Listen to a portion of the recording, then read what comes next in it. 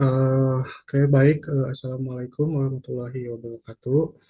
Kenalkan, nama saya Fatwa Aji dengan NPM 221384. Di sini saya akan menjelaskan tugas yang sudah saya buat untuk memenuhi tugas UTS, yang mana saya akan menjelaskan tentang sejarah dan perkembangan hukum di masyarakat modern dan bersahaja.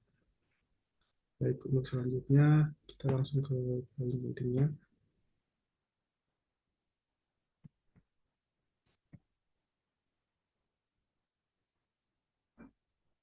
Nah, untuk pengantar, hukum merupakan bagian tak terpisahkan dari kehidupan manusia sejak zaman dahulu hingga era modern.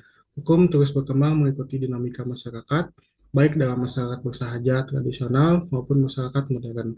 Hukum hadir sebagai alat untuk menjaga keteraturan, menyelesaikan konflik, dan menjalin keadilan.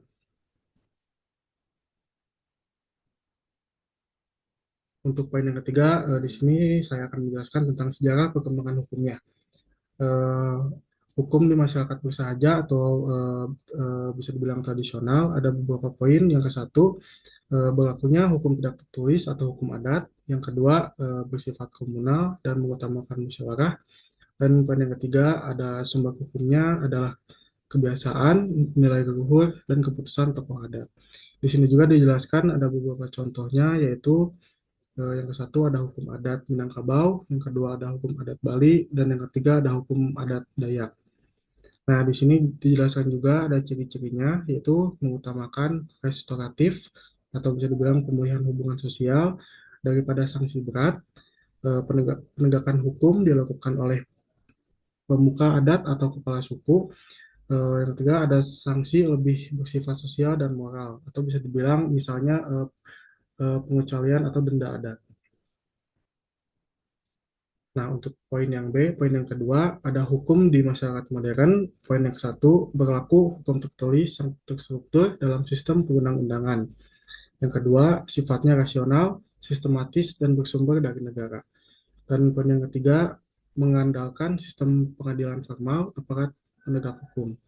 Di sini juga dijelaskan beberapa ciri-cirinya. Yang ke satu, mengutamakan kepastian hukum dan perlindungan hak individu.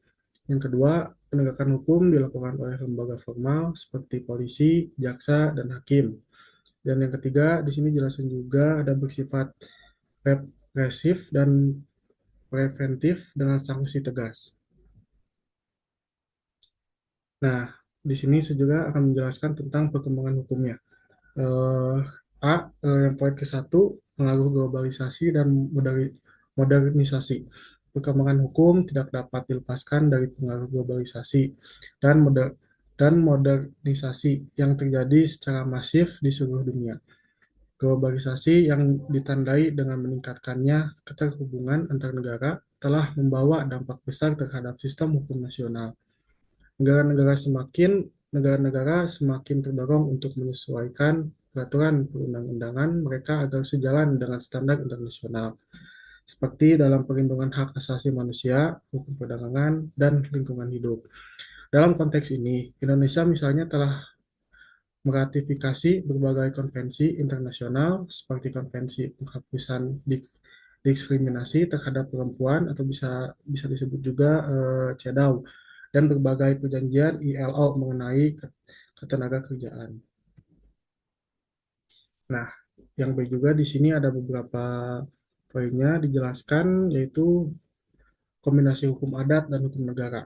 Yang ke satu, di Indonesia, hukum adat masih diakui eksistensinya oleh pasal 8B Undang-Undang 1945. Yang kedua, terjadinya pluralisme hukum, hukum adat, hukum agama, dan hukum negara hidup berdampingan. Yang ketiga, di sini juga ada contohnya, yaitu perkara warisan atau perkawinan yang bisa diselesaikan menurut hukum adat atau hukum agama. Nah, di sini juga ada evaluasi dan tantangannya. Poin satu, evaluasi hukum di masyarakat bersahaja.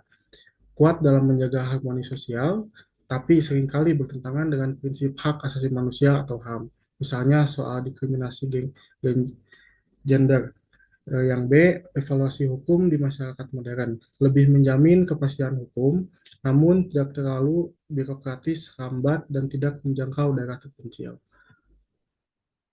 Nah, di sini juga ada beberapa sumber hukum yang telah saya dapatkan untuk terkait materi yang saya sudah sampaikan, yaitu ada sumber hukum nasionalnya. Dijelaskan yang ke satu ada dari Undang-Undang Dasar Negara Republik Indonesia tahun 1945, dan yang kedua juga ada Undang-Undang Nomor 12 tahun 2011. Yang ketiga ada Undang-Undang Nomor 8 tahun 1981, yaitu KUHAP dan KUHP. Nah, yang kedua juga ada sumber hukum adat dan tradisional. Yang poin satu ada jurisprudensi dan hukum adat lokal. Yang kedua ada putusan MK.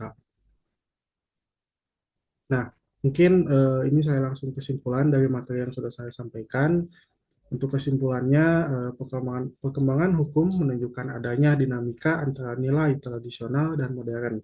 Masyarakat modern membutuhkan sistem hukum yang rasional dan tertulis, sementara masyarakat bersahaja ini tetap mempertahankan hukum adat yang berbasis nilai-nilai lokal. Tantangan utama untuk kedepannya adalah bagaimana mengintegrasikan kedua sistem ini agar saling melengkapi. Ya, baik, mungkin segitu saja yang bisa saya sampaikan mengenai hasil tugas yang sudah saya kerjakan. Mohon maaf bila banyak salah atau perkataan yang tidak berkenan. Terima kasih. Assalamualaikum warahmatullahi wabarakatuh.